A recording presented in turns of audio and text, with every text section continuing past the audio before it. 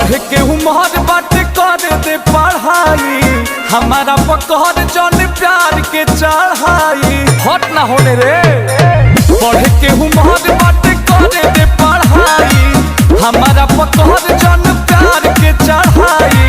हमके बिगड़ बेटे कारी करे जा सुना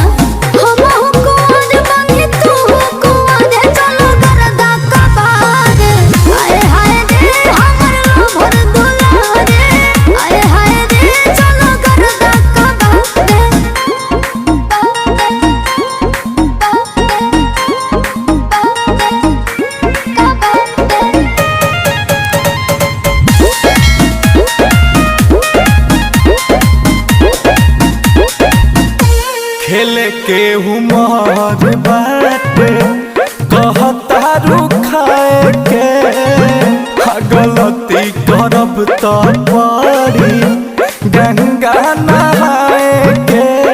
बात के बुझो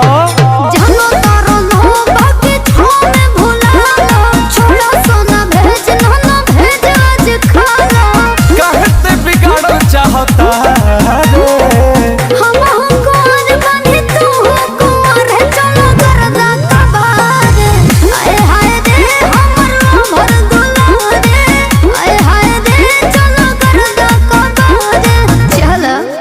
करे जा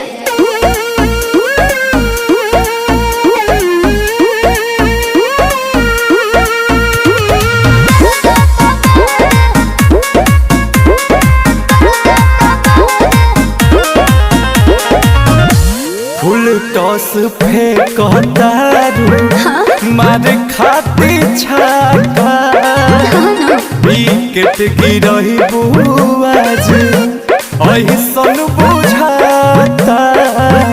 अरे ना हो